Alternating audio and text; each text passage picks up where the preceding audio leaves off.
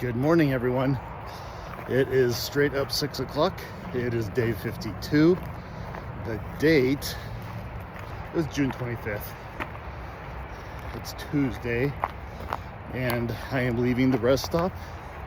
Kathy just dropped me off.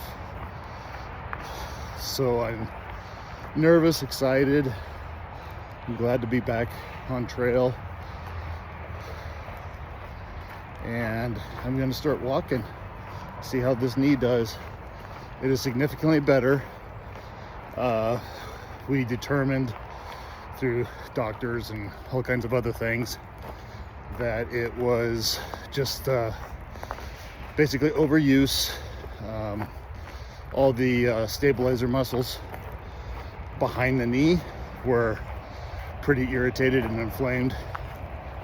So I've now had basically 2 weeks of treatment, getting off of it, resting it.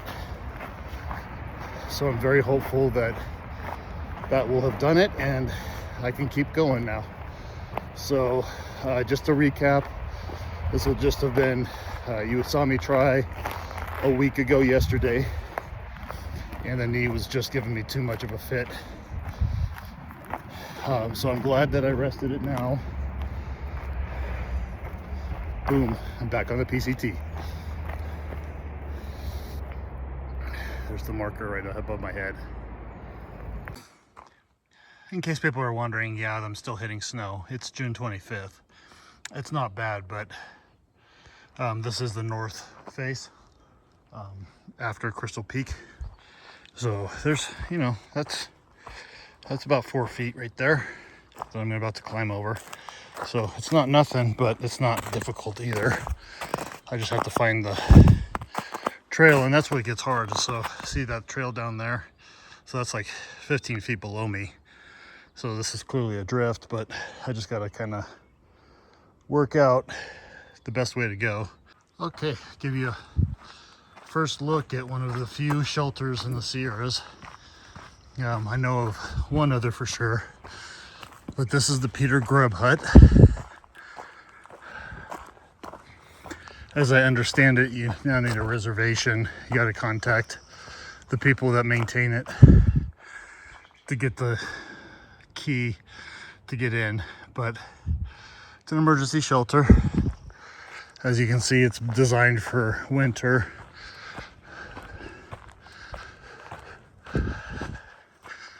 It's a pretty nice structure. Over here is their privy, the bathroom. Again, it's designed for wintertime shelter. And you can stay there. Like I said, you just got to get a hold of the people that keep control of it. So pretty neat. I know the AT, the Appalachian Trail, they have shelters all over the place. So when people have done that trail and then they come to the PCT, they're always surprised at how little there is on the trail. Okay, so here's the meadow. I'll give you a better shot later. Looking back on the meadow.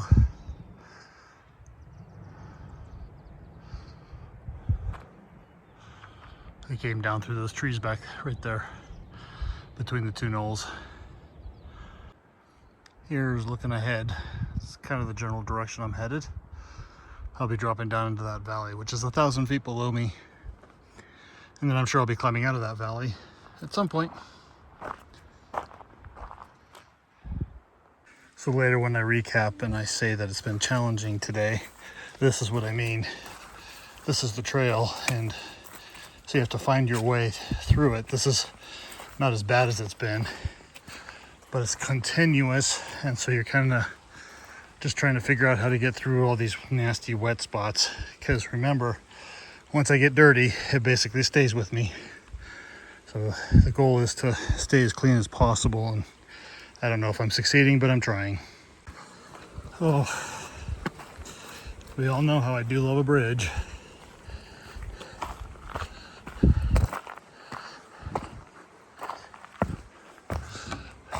Pretty nice, huh?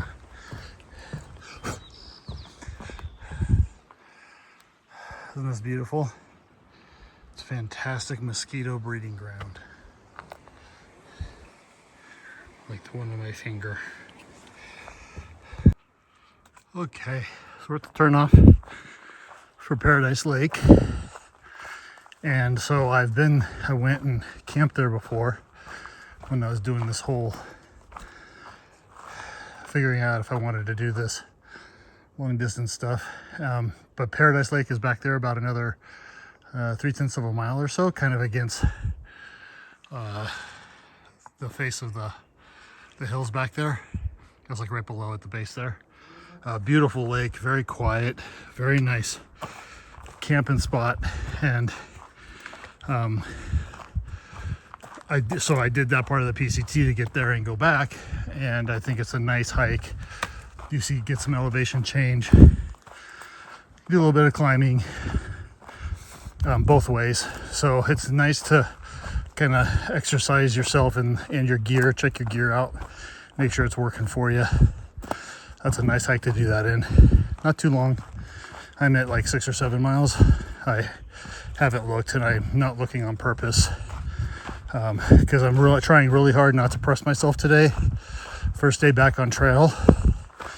I'm just walking at the pace that I feel like I can maintain all day. So if I do 7 miles, which would be somewhere around here, I guess that'd be too little. So, my goal is 20, but if I get to 10 or 15 and I'm like, I need to take a break or I need to stop for the day, that's what I'll do. So I'm not really worrying about doing miles today, letting everything work out. Knees doing okay.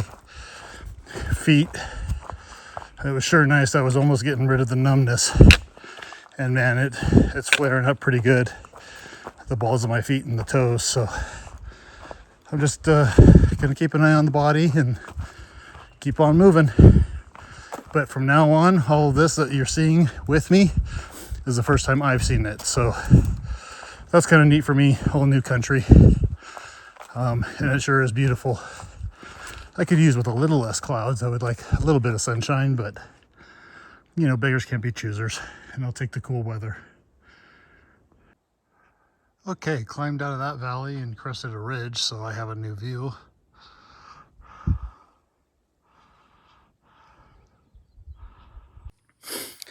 Okay, this is my 10 o'clock check-in.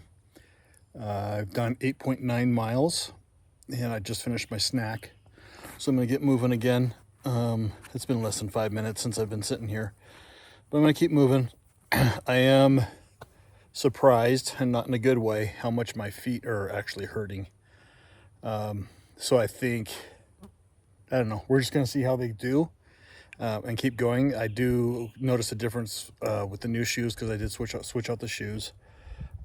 Definitely better, but I'm really, I guess, disappointed that they're hurting this much this soon. Just 9 miles in, so we'll see how the day progresses, and we're gonna go from there. So I'll talk to everyone later. It's beautiful where I'm at, though, isn't it? So just as I was wrapping up break there, I ran into a PCT hiker. His trail name now is Flame, but I last saw him, I'm trying to think of where in the desert, but it would have been earlier, like, not sure where, but he was just commenting. So he got Flame because he does 35 to 40 mile days now. And so he's burning the candle at both ends, and he just dropped off his bear can, and he was sick of carrying it for the last month. So he's through the Sierras, and he's to me, and he's planning on making it to Sierra City today. And so he started at Donner Ski Ranch this morning. And so for me, when I started, our Sierra City was 37 miles. So for him, I think it was like a 42 or 43. And so I'd done 8.9 to that point. So he's probably at 16 at this point in the morning at 10 a.m. And so you see someone like that and you're like, okay, he's gonna succeed. He's gonna be able to do this through hike. You know, he's almost 500 miles further along the trails than I am. And he's doing amazing days. So what's going to take me at least 2 days, and that's if I can go well. If I can do well, it'll take me 2 days for me, and he's going to do it in 1. That's a big difference time-wise. So I am very happy for him, and I'm excited that he's likely going to make it through his through hike. So I've had about a quarter mile of this so far. It's tough. Reminds me how much or why I don't like hiking in snow.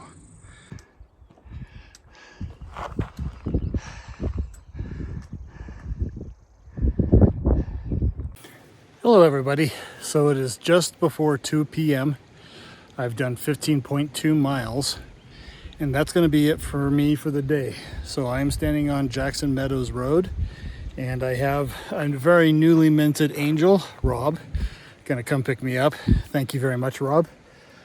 I fortunately have a very good support system in place. Rob happened to be going to Quincy, which is a town north of here. There's a couple ways to get there, so he's taking the longer route and coming around my way to come grab me. And here's why. So knee's good, actually, but both feet and both ankles have completely locked up. I did my first break at 10 o'clock, and I totally got off my feet completely, thinking, you know, I'll just relax them, relieve them pressure a little bit, and then keep going. As soon as I stood up, everything had locked up, and it was excruciating. Every step has been excruciating since then. And so I know, well, I suspect they're just overused, and it's overuse injury, or whatever you want to call it. And so if I were to continue, I'm very concerned about damaging it further. And honestly, the pain is pretty unbearable. I'm hurting pretty good. So I think this is the right thing to do. Now, unfortunately, Rob's lived in this area for a while and knows where I'm at. So that's going to be very helpful. And then, you know, what's going to happen moving forward, I don't know. I've already had 2 weeks off. You know, time's a factor, but I am happy with what I've done so far. I'm not saying I'm done. What I'm saying is I have to take care of my body. I don't want to cause permanent injury, and I don't want to hike miserable. I actually expected today to be the reverse. I was like, I bet I could surprise everybody and do a 30 for the first time today. I could barely do 10 miles an hour or 10 miles this morning. In fact, I got to a campsite up towards the top, and had there not been snow up there, and knowing that I had to traverse a bunch of snow, I probably would have just stayed there. But I hate having snow. Like, I'd rather get the snow over with. And then I realized that this road is pretty good. It goes to a campground and a lake. It goes to several, actually, and it's not that far off of a major highway. So this was my opportunity, and I'm going to take it, because my other option was to stop now at 2 p.m., set up camp, and just kind of limp my way to Sierra City, which would have been another 22 miles more. So I probably would have had to do it in almost 4 days, just limping along and not injuring my feet further. So I still plan on doing what my plan is going up to Oregon and flipping, but I have to be healthy to do it, and I'm not willing to risk my health for that. So I will keep you guys updated, as this was day 52, and I did 15.2 miles. Not bad, considering I've been hurting since 8.9 or whatever I was at break. So I will talk to everybody later, and I will keep you updated as this saga continues.